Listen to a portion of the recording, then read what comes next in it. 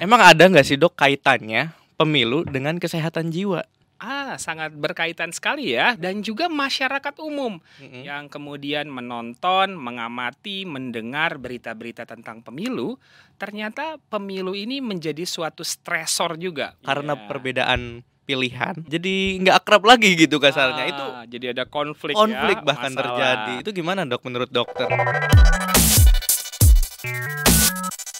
Halo Sobat Jiwa, setelah 21 episode Podcast Smart, hari ini di episode 22 Podcast Smart kita kedatangan tamu yang spesial, the one and only Dr. Lahargo Kembaren, spesialis kedokteran jiwa. Oke, apa kabar dok? Kabar baik, salam sehat jiwa. Salam sehat jiwa. Dok, jadi kali ini kita mau ngobrolin nih tentang pemilu. Benar-benar. Kan topiknya. sekarang kita disajikan dengan informasi baik di media online maupun di media elektronik tentang pemilu. Nanti 14 Februari kita berapa hari lagi ya dok ya? Siap nyoblos. Kita siap nyoblos. Emang ada nggak sih dok kaitannya pemilu dengan kesehatan jiwa?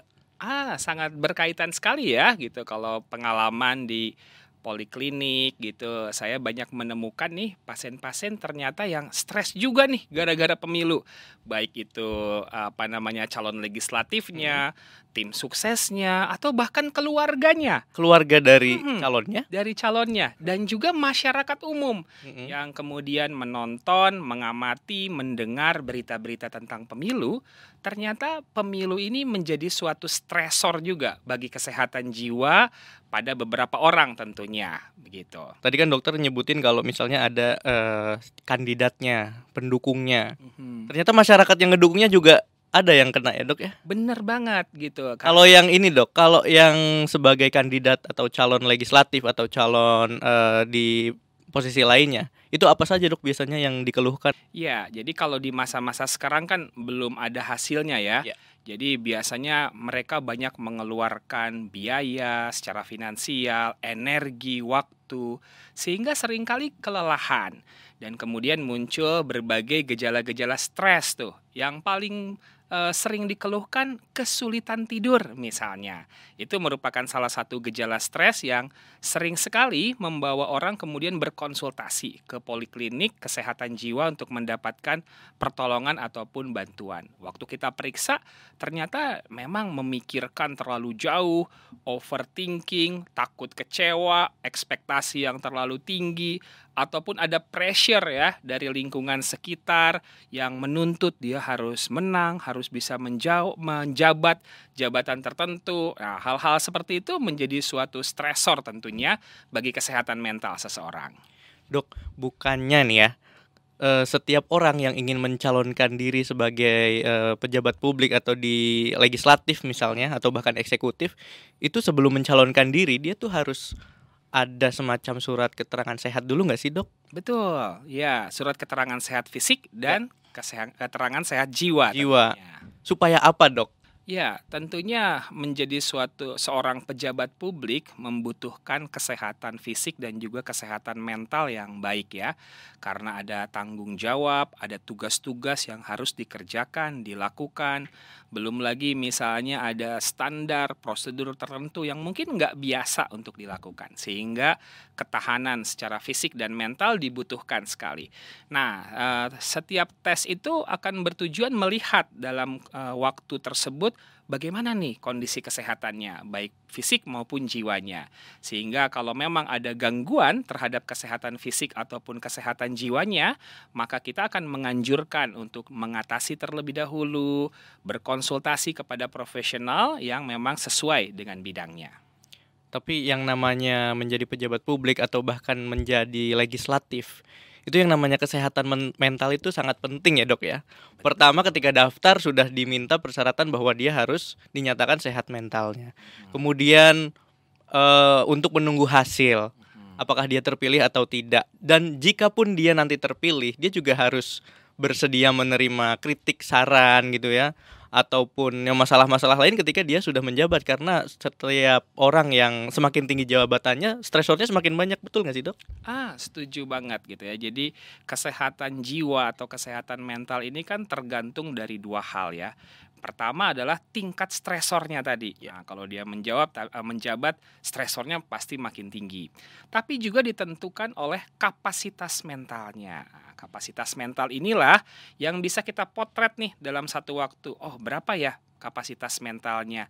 Ada nggak kekurangan? Ada nggak gejala-gejalanya? Nah, itu kalau di rumah sakit kita ini, di PKJN Rumah Sakit Jiwa Marzuki Mahdi Bogor ini, kita punya sebuah tes yang namanya MMPI. Apa itu, Dok? Minnesota Multiphasic Personality Inventory. Nah, itu akan memotret itu kepribadian, termasuk juga simptom gejala-gejala psikiatri yang mungkin ada pada yang bersangkutan. Nah, sehingga kita bisa tahu dengan persis bagaimana kondisi kesehatan jiwanya. Tadi dokter mengatakan bahwa sebagai calon legislatif misalnya atau calon pejabat eksekutif misalnya kan, ada ketika dia hasil pemilu tidak sesuai dengan harapannya, itu bisa menjadi stresor. Tapi kan dok, bukannya hidup ini tidak boleh lepas harapan, dok? Benar. Jadi kalau misalnya ada gap antara ekspektasi dan reality, nah disinilah bisa muncul stresor yang berat itu.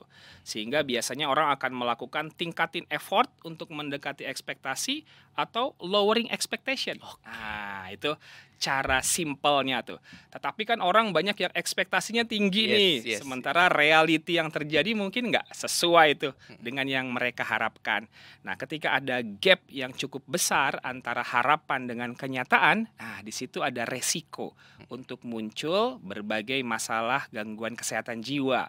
Minimal ada stres dengan berbagai gejalanya tuh, yang kemudian kalau nggak ditangani bisa berujung kepada gangguan kejiwaan pada akhirnya. Kebanyakan yang yang dokter Lahargo tangani karena depresi dan kurang tidur aja, atau kenapa, dok? Untuk yang mencalonkan diri ya, bukan keluarga atau simpatisannya.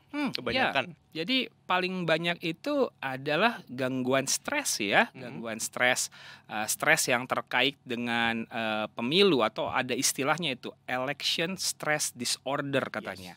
Itu waktu itu ada survei di US gitu ya, menunjukkan bahwa dalam pemilihan presiden yang terakhir itu ternyata lebih dari setengah warga Amerika Serikat itu mengalami stres. Dan ini juga yang bisa terjadi nih pada negara kita. Dan saya menemukan ada beberapa memang yang mengalami stres ketika berhadapan dengan pemilu ini. Nah, kita perlu kenali ada 4 komponen utama dari stres. Yang pertama yaitu adalah gejala pada perasaan atau emosi. Nah, orang yang mengalami stres itu mudah sekali sensitif, irritable, gampang marah, mudah emosi, atau merasa dikucilkan, merasa disingkirkan, merasa diabaikan. Nah, itulah gejala-gejala perasaan yang bisa muncul. Yang kedua adalah gejala fisik. Ini justru yang paling sering membawa orang yang sedang stres itu untuk mencari bantuan, tetapi bukan ke profesional kesehatan jiwa. Nah, misalnya gejala fisiknya paling sering itu saluran pencernaan gitu ya. Ada mual, muntah, kembung, jantung kok berdebar-debar, nafas pendek, kepala berat, otot-otot tegang. Nah, itu gejala fisik. Dia datang periksa ke dokter-dokter non psikiatri, dibilang nggak ada masalah, nggak ada gangguan gitu ya. Ternyata problemnya adalah di pikiran dan perasaannya. Baru yang ketiga adalah gejala perilaku. Nah, ada perubahan pada pola makan. Orang kalau lagi stres bukan hanya selera makan yang hilang, tapi bisa juga makannya jadi berlebihan tuh. Nah, itu juga gejalanya. Atau gangguan pada pola tidurnya. Tidurnya menjadi sulit, yang kita sebut sebagai insomnia, atau terlalu banyak tidur, hipersomnia. Kemudian gejala yang kita sebut gejala kognitif. Nah, gejala kognitif tuh kalau lagi stres itu fokus, konsentrasi, memori juga jadi terganggu. Suatu pekerjaan yang sebelumnya mudah dan cepat untuk dilakukan, kok ini jadi lebih sulit dan lebih lama ya nyelesainnya. Itu yang kita sebut gejala kognitif. Atau memorinya terganggu, jadi sering lupa-lupa gitu ya. Kacamata tadi di mana kacamata ya? Padahal taruh di atas kepalanya misalnya. Nah, itu 4 komponen gejala stres yang perlu kita kenali. Dan kalau misalnya itu terjadi pada seseorang, maka dia harus melakukan yang kita sebut manajemen stres. Tadi dokter sebutin bahwa kondisi stres seseorang itu bisa Hmm. mempengaruhi penyakit fisik. Kok bisa sih, Dok? Ya, benar Bisa sekali. nyambung gitu maksudnya Aha. dari pikiran kok bisa nyambung ke perasaan di perut, terus Mhm. perut yang tidak nyaman. Kok bisa sih? Betul. Jadi karena ketika kita stres gitu ya. Nah, stres itu kan kita panca indera kita, misalnya nih, kita melihat, membaca ataupun mendengar sesuatu hal yang berbahaya, menakutkan atau nggak nyaman. Itu ada bagian otak depan yang namanya prefrontal cortex. Dia tugasnya menganalisa berbagai peristiwa yang ditangkap oleh panca indera. Dan kalau itu hal yang berbahaya, dia akan mengirimkan sinyal ke bagian otak tengah. Itu namanya amigdala. Itulah pusat emosi. Nah, amigdala ini akan menstimulasi keluarnya hormon stres yang disebut sebagai kortisol. Nah, kortisol waktu didistribusikan ke organ tubuh, disitulah dia menyebabkan sensasi yang gak nyaman. Nafas terasa cepat, jantung kok berdebar, asam lambung naik, GERD, otot-otot tegang, kepala terasa berat, kulit gatal dan kemerahan. Nah, tetapi waktu diperiksa organ tubuhnya, rekam jantung misalnya, endoskopi, ronsen, CT scan, tidak ditemukan ada masalah di organ tubuh tersebut. Problemnya di mana? Di pikiran dan di perasaan yang berat. Makanya sering disebutkan ini adalah psikosomatik. Psikosomatik. Oke. Sebelum kita masuk nanti ke bagaimana sih cara mengatasi stres yang tadi dokter sebut manajemen stres itu, Ya. ini kita kan sebagai ya mungkin di antara kita ada yang menjadi simpatisan, kader atau pendukung gitu ya. Kita walaupun ASN yang netral ya, Dok. Ya. Harus netral kita juga tidak memungkiri bahwa mungkin di antara kita memiliki jagoannya tersendiri. Nah, tapi kadang-kadang nih, Dok, yang di atas gitu ya, calonnya aman-aman aja, tentrem-tentrem aja, damai-damai aja, simpatisannya damai. Tapi pendukungnya yang di bawah ini, Dok, yang rame, Dok. Betul. Sampai gontok-gontokan, bahkan mungkin ada beberapa keluarga yang karena Iya. perbedaan pilihan jadi nggak akrab lagi gitu kasarnya. Itu Jadi ada konflik ya, bahkan masalah. terjadi. Itu gimana, Dok, menurut dokter nih? Ya, makanya ada slogannya tuh ya. Apa tuh? Jadi dukunglah pasangan pilihanmu dengan segenap hati, jangan dengan segenap jiwa. Supaya kalau pasangan pilpres atau calegmu itu ternyata tidak berhasil, kamu cuma sakit hati dan bukan sakit jiwa. Waduh, tepuk tangan dong. Ya, Luar artinya ya nggak usah terlalu intens berlebihan lah gitu ya. Secukupnya saja. Dunia kan pasti akan tetap berputar. Hidup kita tetap harus bekerja seperti ini, siapapun nanti yang jadi pemimpin atau legislatif gitu ya. Jadi jangan terlalu berlebihan sampai harus memutuskan tali silaturahmi, hubungan keluarga, pertemanan gitu ya. Ada yang keluar dari WA group gara-gara nggak tahan.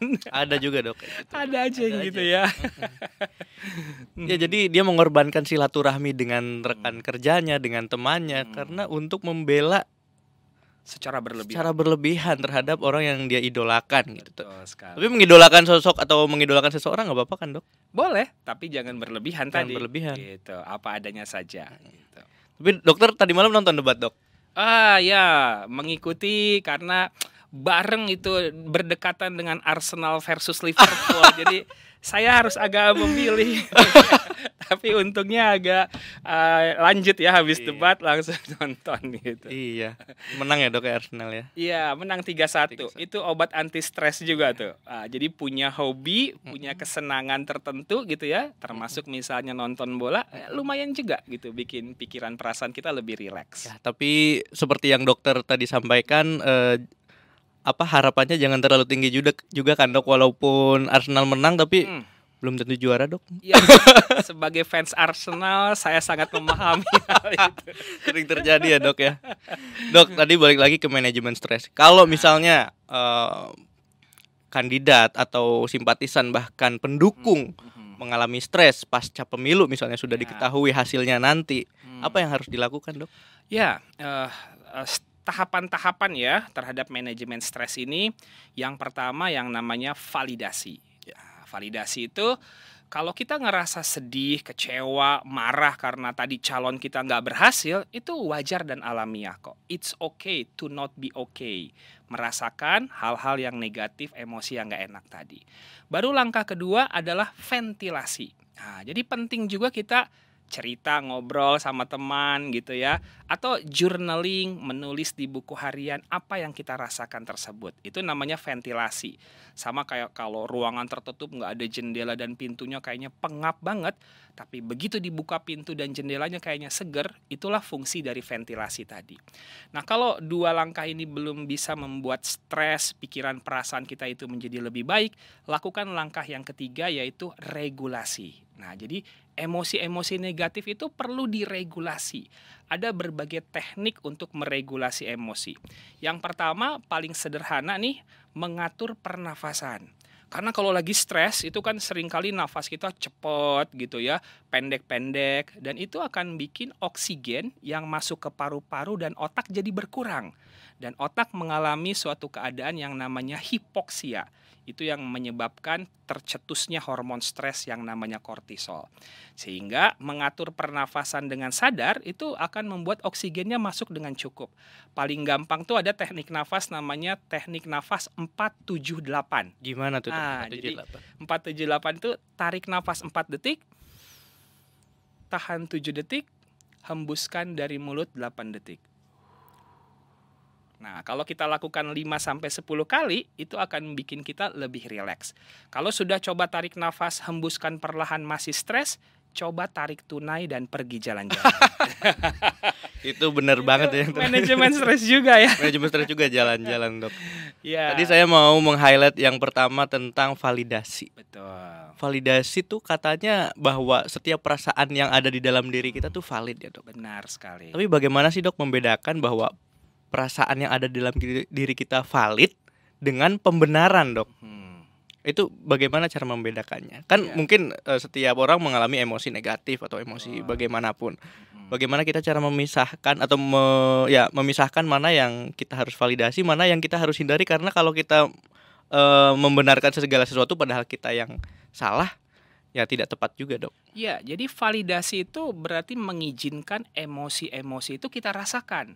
Pada beberapa orang, mereka merasa benar dengan coba untuk denial Yes, dengan perasaan gitu ya. Yeah. Ah enggak nih, saya enggak sedih kok, saya enggak marah, saya biasa-biasa aja, pura-pura bahagia gitu ya. Nah, itu enggak bagus gitu ya. Karena tadi perasaan negatif itu wajar kok muncul pada kehidupan kita. Sehingga validasi itu menjadi langkah pertama. Tadi lanjutin dengan ventilasi, kemudian tadi regulasi emosi, dan kalau sudah melakukan regulasi tapi ternyata belum juga membaik, jangan lupa lakukan langkah terakhir yaitu konsultasi. Konsultasi ada lagi ternyata nomor 4. Benar. Jadi konsultasi ke profesional kesehatan jiwa seperti psikiater, psikolog, perawat jiwa, pekerja sosial, misalnya konselor. Mereka semua punya kompetensi, kapabilitas untuk bisa menolong orang yang stres ataupun terganggu jiwanya sehingga bisa menjalani proses recovery, pemulihannya dengan baik. Bisa nggak sih, Dok, kalau kita bersyukur tuh dianggap sebuah denial terhadap kondisi emosi kita yang sedang negatif? Apa beda? Itu yang namanya coping mechanism. Oke, Coping ada lagi mechanism. nih. Ada lagi. Ada lagi nih. Jadi ilmu tentang kesehatan jiwa ternyata cukup luas Iya, ya. jadi Cukup nggak cuma banyak. bisa dipakai, manajemen stres ini nggak cuma bisa dipakai untuk nanti para kandidat, Ya. tapi bahkan kita semua dari stres yang menimpa kita kan, Dok? Betul sekali. Jadi dalam kehidupan sehari-hari setiap orang kan pasti mengalami stres ya. Karena stres itu ada dua tuh, ada stres yang positif, ada stres yang negatif. Stres yang positif namanya eustress. Malah itu kita butuhin supaya kita bisa mendorong potensi yang terbaik keluar dari dalam diri kita. Contohnya misalnya kalau anak mau ujian akhir, kalau dia nggak stres nih, dia main-main misalnya, nonton gitu ya, nggak belajar, santai, akibatnya nilainya pasti nggak bagus dan kemungkinannya nggak lulus. Tapi kalau dia, karena dia stres, dia jadi meminimalkan waktu untuk bermainnya, mengurangi waktu tidurnya, fokus ke belajarnya, sehingga dia lebih siap, nilainya bagus dan lulus. Itu contohnya tuh, stres yang positif gitu ya. Tapi ada juga stres yang negatif, namanya distress. Nah tadi kalau manajemen stres atau mekanisme copingnya nggak bagus dan kurangnya support system. Nah itu yang akan mengakibatkan orang akan jatuh pada stres yang berkelanjutan dan bisa berujung kepada gangguan kejiwaan. Coping mechanism tuh kemampuan seseorang untuk mengatasi stres atau bagaimana, Dok? Yes, benar. Jadi itu adalah strategi yang memang secara sadar dilakukan oleh seseorang untuk mengatasi stres yang sedang dia alami, yang sedang dia hadapi. Ada 4 jenis tuh coping mechanism Ada itu. lagi. Ada Sama lagi. manajemen stres tuh beda ya? Nah, Coping. itu berdekatan lah, beriringan Oke. gitu ya, saudara gitu. Oke. Ada orang yang bilang manajemen stres karena udah jelas nih ada stresornya. Tapi coping mechanism itu lebih kepada strategi secara umum gitu ya. Jadi strateginya pertama ada yang namanya problem focus. Oke. Nah, jadi dia fokus pada problemnya apa dan cari solusinya. Yes. Nah, misalnya nih, kayak kita pegawai kan kadang-kadang suka overload nih kerjaan gitu ya. Waduh, ini gimana nih, banyak banget yang harus dikerjain, deadline-nya deket-deketan gitu ya. Nah, apa coping mechanism kita? Oh, ini saya mau problem fokus. Solusinya apa nih? Oh, bikin to-do list gitu ya. Bikin manajemen prioritas, manajemen waktu yang bagus. Oh, delegasi tugas. Say no kalau rasanya udah terlalu berlebihan. Belajar untuk berkata tidak. Yes. Gitu. Kenapa perasaannya agak relate gitu ya? Saya tidak ingin berbicara di sini. Itu yang problem focus. Nah, baru ada yang kedua, itu yang namanya emotional focus. Nah, tadi tuh, regulasi emosi itu bagaimana, stresornya ada sih, tapi aku coba mengatur emosiku, perasaanku dengan baik deh. Misalnya, tadi atur pernafasan atau relaksasi, teknik grounding, dengerin musik yang agak bisa bikin relate dengan liriknya dengan kehidupan kita. Nah, itu emotional focus. Nah, baru ada yang meaning focus. Nah, meaning focus ini tadi tuh yang bersyukur, berdoa Termasuk gitu ya. berarti bersyukur itu salah satunya. Iya, kita coba lihat POV-nya. Oke. Point of view yang lain nih. Oh iya sih, everything happen for the reason lah. Aku dikasih keadaan ini pasti nggak melebihi kekuatanku dan ada tujuannya. Bikin aku lebih dewasa, lebih matang. Nah, itu namanya meaning focus. Yes. Baru yang terakhir adalah social focus. Nah, dia mencari bantuan dari orang sekitar. Ada teman, relasi, keluarga, saudara yang bisa membuat stresnya itu menjadi jauh lebih berkurang. Itulah 4 tipe dari coping mechanism. Coping mechanism. Kadang-kadang emang, Dok ya. Kadang-kadang kalau kita, ya mungkin saya lah gitu. Ketika mendapatkan sebuah masalah, kadang-kadang ingin langsung mencari pelariannya gitu. Padahal yang harus diselesaikan adalah cari dulu masalahnya apa sih. Gitu dulu kan, Dok, yang pertama. Identifikasi dulu. Oh, masalahnya ini, baru kita selesaikan dengan beberapa cara yang selanjutnya. Betul. Tadi dokter cerita tentang ventilasi. Yes. Ventilasi itu bisa ke teman, Ya. pasangan, keluarga, gitu kan, Dok? Betul, tapi hati-hati. Nah. Ventilasi harus ke orang yang dipercaya. Nah, ini dia, Dok, biasanya kadang-kadang gitu kan. Nyari ventilasi malah berujung bocor kemana-mana, Dok. Itu gimana? Jadi jangan oversharing istilahnya. Oversharing jangan, tapi tetap kita harus meluapkan ya, Dok ya. Betul sekali, karena banyak orang nih ventilasi nih rasanya dengan menuliskan status di WA, Iya. IG story, Di Twitter, medsos di gitu akun second account bahkan Second bisa. Dan seringkali hal yang begitu malah bikin jadi masalahnya jadi berkepanjangan gitu ya. Jadi oversharing hindarilah gitu ya. Jadi kalau mau ventilasi, pilih orang yang bisa dipercaya gitu ya. Atau datanglah ke profesional gitu ya. Karena setiap profesional pasti dia punya suatu kode etik lah, nilai norma yang dia pegang untuk menjaga kerahasiaan dari apa yang disampaikan oleh pasien atau kliennya. Oke. Tadi dokter kan nyebut media sosial juga tuh. Teman saya ada yang dia punya media sosial, tapi hanya dia yang mengakses media sosial tersebut. Dia tidak follow siapapun dan tidak ada yang memfollow akunnya dia. Jadi dia hanya menggunakan media sosial itu hanya semacam untuk mengekspresikan aja keluh kesahnya. Yang penting dia sudah mencurahkan lewat tulisan. Dia tahu tidak ada yang membaca, tidak ada yang melihatnya, tapi menurut dia itu bekerja dengan baik. Itu semacam boleh ya, Dok? Boleh, itu ventilasi. Ventilasi termasuknya. Ada juga kita nulis di WA kita sendiri tuh. Iya, biasanya ya. banyak nih. Bisa. Sobat jiwa ada kan yang suka gitu. Betul. Ada kemarin itu pasien saya gitu ya. Gimana tuh? Jadi dia seorang ibu gitu, mohon maaf mengakhiri hidupnya lah gitu ya karena stres yang sangat berat. Anaknya ini kemudian melihat WA ibunya ini, ternyata ibunya sering banget curhat di WA-nya sendiri gitu ya tentang bebannya itu dan nggak ada yang tahu tentang hal itu. Jadi jangan menyimpan penderitaan, perasaan sendiri ya. Dengan membagikannya mungkin akan lebih ringan dan mungkin juga kita bisa dapat solusi yang sebenarnya kita butuhkan. Ya. Jadi buat sobat jiwa, kalau ada masalah coba diungkapkan ya.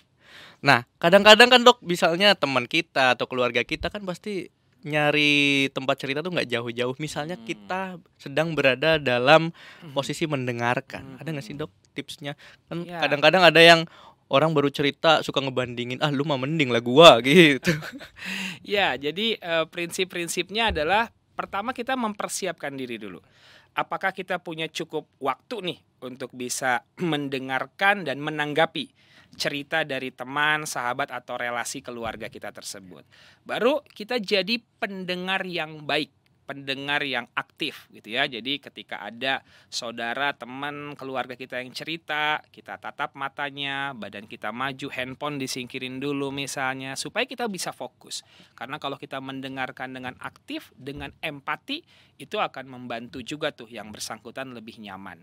Kemudian jangan judgmental, jangan menghakimi, jangan terlalu cepat memberi nasihat gitu ya.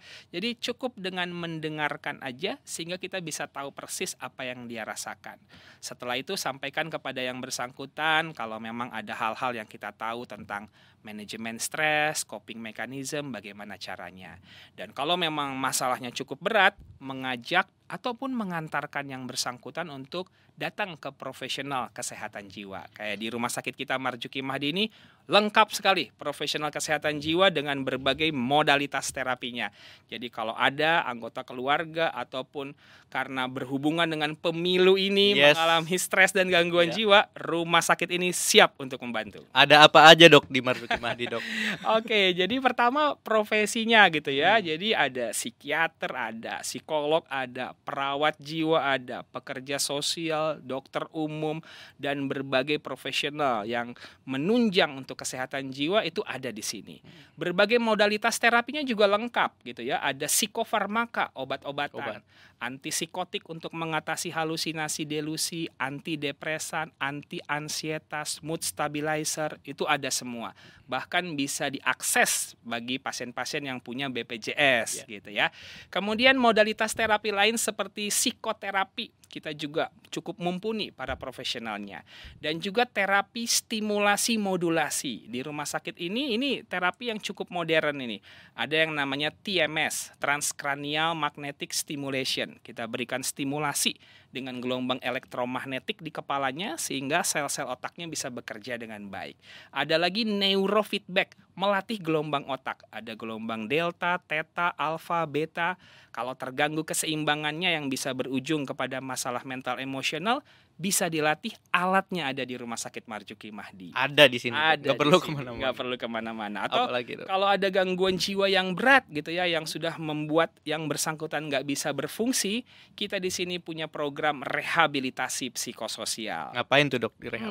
Di rehabilitasi psikososial ini orang yang sudah menurun fungsinya dilatih kembali fungsi sosialnya, fungsi kognitifnya, fungsi okupasi dan vokasionalnya, sehingga dia bisa mengurus dirinya sendiri, bisa bersosialisasi dengan baik dan bisa bekerja dan bisa menghasilkan. Pasien-pasien gangguan jiwa yang tadinya menjadi beban bagi keluarga bisa berbalik menjadi tulang punggung bagi keluarganya. Itu tujuan dari rehabilitasi psikososial ini. Oke, luar biasa. Dok, sebelum 14 Februari, ada pesan apa untuk sobat jiwa nih? Ya, jadi 14 Februari kan hari pemilihan ya gitu. Jadi ya tentunya kita sudah tahulah siapa yang mau kita pilih. Jalani kewajiban kita sebagai warga negara yang baik. Dan setelah itu ya nggak usah terlalu berlebihan dan terlibat secara emosional lah tentang bagaimanapun hasilnya, hidup kita tetap harus berjalan gitu ya. Kita tetap harus bekerja. Harus seimbang juga kehidupan kita. Seimbang ada istilahnya work hard, play hard, dan jangan lupa istirahat. Jadi tetap harus seimbang. Jadi nggak usah terlalu berlebihan. Dan saya sarankan juga melakukan yang kita sebut diet media sosial lah gitu ya. Karena terpapar terlalu berlebihan dengan berita-berita yang agak mengkhawatirkan, mencemaskan atau berlebihan, itu bisa mengganggu kesehatan jiwa kita. Lakukan aktivitas-aktivitas non-digital, berolahraga, mendengarkan musik, hangout bareng sama teman-teman atau komunitas misalnya. Nah, itu akan tetap membuat kehidupan dan jiwa kita terjaga dengan baik. Oke, luar biasa. Boleh kita tepuk tangan untuk Dokter Lahargo kemarin. Semoga bermanfaat dan jujur aja ini masih banyak dok yang ingin kita elaborasi dari dokter. Terima kasih banyak untuk waktu di tengah kesibukan dokter ya. Terima kasih sekali lagi dan jangan kapok untuk hadir di podcast Mar selanjutnya di podcast Kesehatan Marzuki Mahdi. Terima kasih dok. Thank you.